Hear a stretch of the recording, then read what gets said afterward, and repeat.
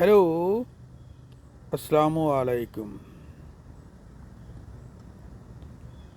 Bangla voice থেকে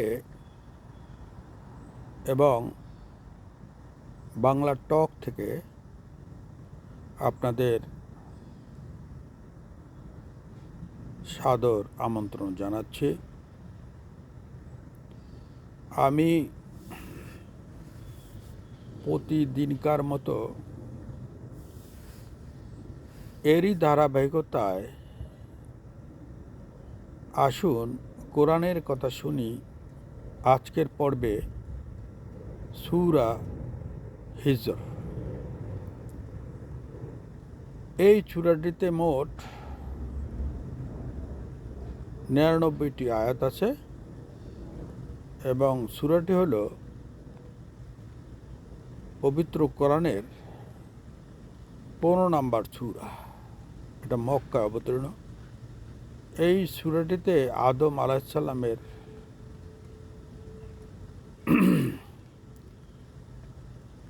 আল্লাহ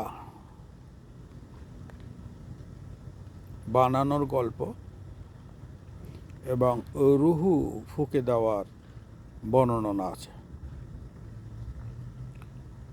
ইবলিস সেজদা করতে অস্বীকৃতি করায় তাকে যে আল্লাহ অভিশপ্ত করেছেন সেই বর্ণনা আছে। তাছাড়া বিভিন্ন জাতি রসুলদের কথা শোনে নাই। বিভিন্ন রসুলগণ এসছে, তাদের উপরে মিথ্যাচার করেছে এবং তাদের যে বিভিন্ন জাতিকে কিছুটা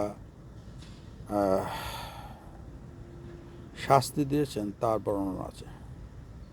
তার চেয়েও সবচেয়ে ভালো বর্ণনা হলো যে মহাপবিত্র কোরআন, এটার সংরক্ষক বা হেফাজতকারী স্বয়ং আল্লাহ।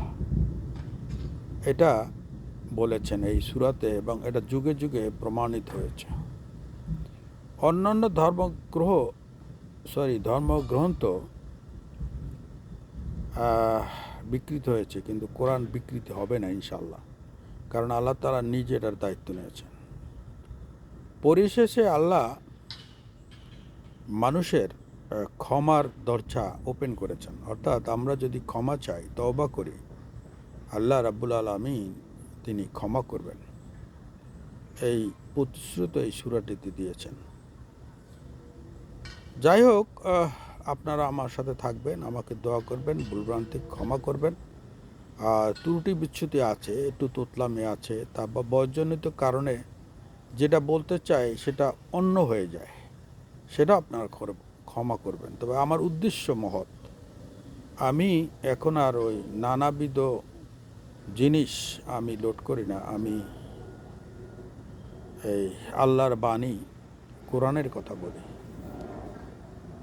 যাই হোক, দোয়া করি আমরা সবাই ভালো থাকি, এই প্রত্যাশা করি। খোদা হাফেজ।